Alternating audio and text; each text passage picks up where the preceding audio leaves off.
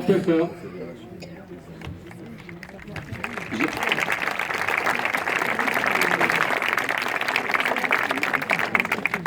Elle est inspectrice de travail en Haute-Savoie, a été condamnée pour, tout simplement, avoir fait son travail.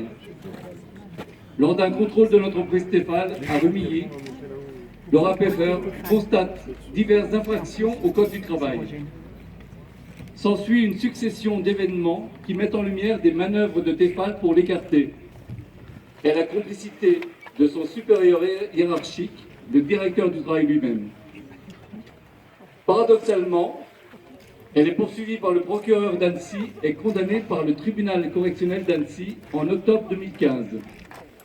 Les infractions au droit du travail constatées, elles, n'ont toujours pas été jugées. Laura Pfeffer a reçu le prix éthique décerné par l'association Anticorps en janvier 2016.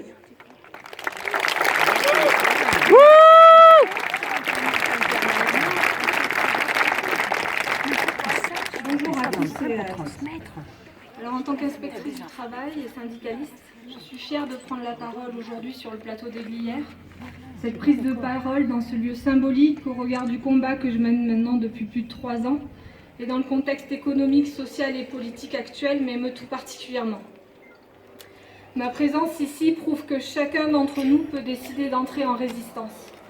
Nous ne devons pas avoir peur, nous devons être persuadés que nous ne sommes pas seuls et qu'ils ne sont pas aussi forts que ce qu'ils veulent nous le faire croire.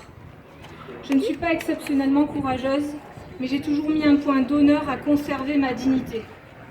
Nous ne sommes pas comme eux, il faut en être fiers et ne pas les laisser nous persuader du contraire. Ils veulent nous persuader que nous croyons en une utopie libérale. À cela, je leur réponds que nous ne sommes pas dupes.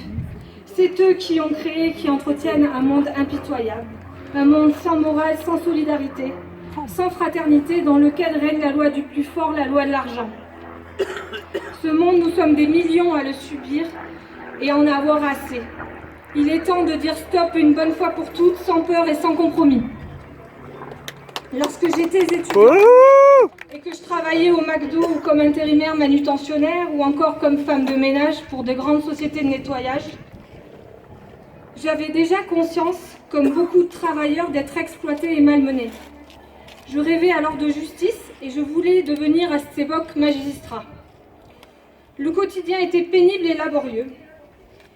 Se lever tous les matins pour faire un métier qui ne nous plaît pas, qui nous use physiquement et psychiquement, le tout sans que ça suffise pour pouvoir vivre décemment, ça n'est pas et ça ne sera jamais acceptable. Petit à petit, mon rêve de justice s'est mué en besoin de justice sociale. J'ai alors fait le choix de devenir inspectrice du travail. Alors aujourd'hui, plus de 15 ans après mes jobs étudiants, plus de 10 ans après mon entrée à l'inspection du travail, quand je reçois dans mon bureau des salariés cassés, usés, au bout du rouleau, qui culpabilisent de ne pas arriver à tenir le coup, qui sont prêts à baisser leur salaire pour garder leur travail, même si leur employeur continue de faire des bénéfices et que les actionnaires réclament encore et toujours plus de dividendes, je suis écœurée et je suis extrêmement en colère. Force est de constater que notre société est de plus en plus injuste, inégalitaire et inhumaine. Dernièrement, on a vu qu'aux États-Unis, des salariés portaient des couches sur ordre de leur employeur afin d'améliorer la productivité. C'est ça l'esclavage moderne.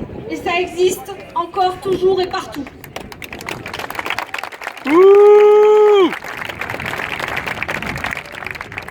C'est ce modèle économique-là qui, soi-disant, est la seule et meilleure solution qu'ils veulent nous imposer avec la loi El Khomri. Ils nous disent et nous répètent à longueur de journée, à travers les médias de masse, que c'est normal, que nous devons être satisfaits de ce que nous avons, que nous devons faire encore plus d'efforts au nom de la sacro-sainte croissance. N'oublions pas que ces gens-là vivent dans l'opulence, que la plupart n'ont jamais travaillé en tant que salariés de leur vie, qu'ils ne pensent qu'à préserver leur statut sans se soucier de nous. La croissance n'a pour finalité que leur enrichissement personnel. Si ça doit se faire au détriment de la planète et des générations suivantes, ils n'en ont rien à foutre. Et conformément à toute vraisemblance, car rien ni personne ne peut espérer honnêtement croître indéfiniment, si la croissance faiblit, qu'importe, il nous supprime les acquis sociaux et le peu de richesse que nous détenons. Aujourd'hui, en tant qu'inspectrice du travail, mon quotidien est donc fait de plans sociaux sans motif économique, d'accidents de travail sans condamnation des employeurs qui ont choisi consciemment ou pas de sacrifier la santé et la sécurité de leurs salariés sur l'autel de la productivité. Et cerise sur le gâteau, mon quotidien est aujourd'hui fait de la condamnation du salarié lanceur d'alerte qui s'est adressé à moi et de ma condamnation. Les grandes entreprises toutes puissantes ne sont quant à elles pas poursuivies. L'argent, le pouvoir, le chantage à l'emploi sont les seuls maîtres à bord désormais.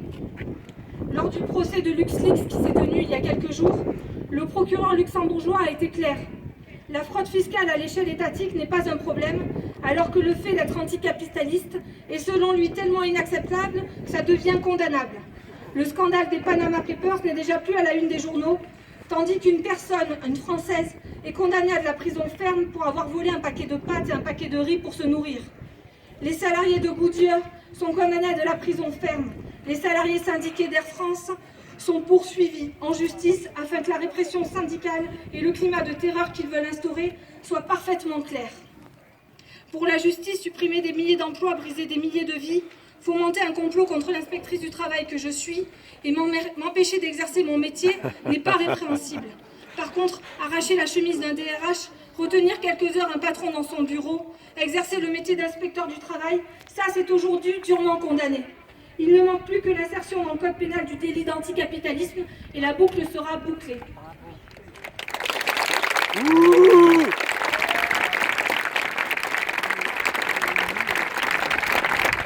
Pour arriver à leur fin, n'en doutons pas, ils ne reculeront devant rien.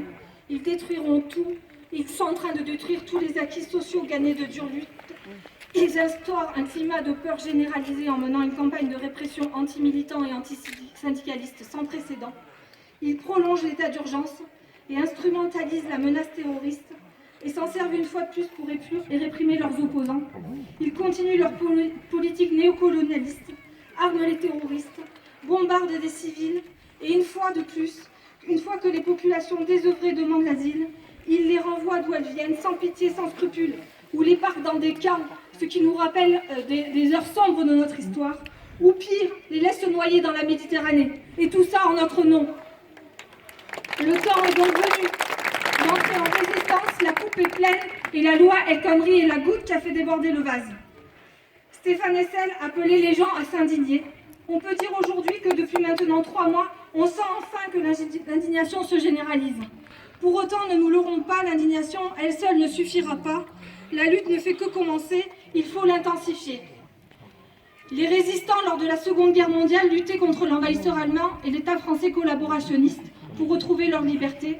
Nous devons lutter contre un ennemi plus fourbe, plus diffus, qui, sous couvert de capitalisme et de libéralisme, a éradiqué petit à petit toute démocratie dans notre pays. N'oublions pas que les résistants, lors de la Seconde Guerre mondiale, étaient minoritaires et qualifiés de terroristes. Aujourd'hui, ceux qui sont entrés en résistance sont stigmatisés dans les médias, tantôt qualifiés de radicaux, de casseurs et de sans-cerveau. La violence que nous subissons depuis des décennies n'est plus acceptable, et si la réponse pacifique est souhaitable, n'oublions pas que répondre violemment à un déni permanent de démocratie est largement légitime. Bravo! Ouais!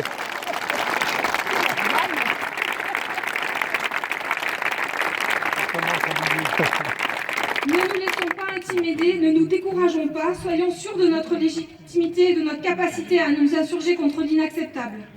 L'article 35 de la Constitution de 1793 affirme que quand le gouvernement viole les droits du peuple, l'insurrection est pour le peuple et chaque portion du peuple le plus sacré des droits et le plus indispensable des devoirs. Il est donc temps de s'insurger, de reprendre notre liberté, notre dignité et notre destinée. Nous ne devons plus accepter d'être des pions, nous ne devons plus accepter d'être manipulés. Pour ma part, je me battrai jusqu'au bout pour obtenir ma relaxe et pour défendre les missions d'inspection du travail. Je suis parfois découragée, j'oscille entre espoir et désespoir. Exercer le métier d'inspectrice du travail au sein de société est devenu un véritable combat. Le quotidien est difficile, les attaques sont multiples, fourbes et violentes. Pour autant, je ne lâcherai rien et je me battrai jusqu'au bout. Et j'appelle de mes vœux toutes les personnes qui veulent que les inégalités cessent de se creuser, qui aspirent à une société juste, égalitaire et véritablement démocratique, plus humaine, à se révolter et à cesser de se culpabiliser. Soyons toutes et tous persuadés que nous valons mieux que ça, et battons-nous ensemble et unis pour y parvenir. Et n'oublions pas que, je citerai ces mots pour finir, qui ne sont pas de moi, celui qui résiste peut perdre, celui qui ne résiste pas a déjà perdu. Merci.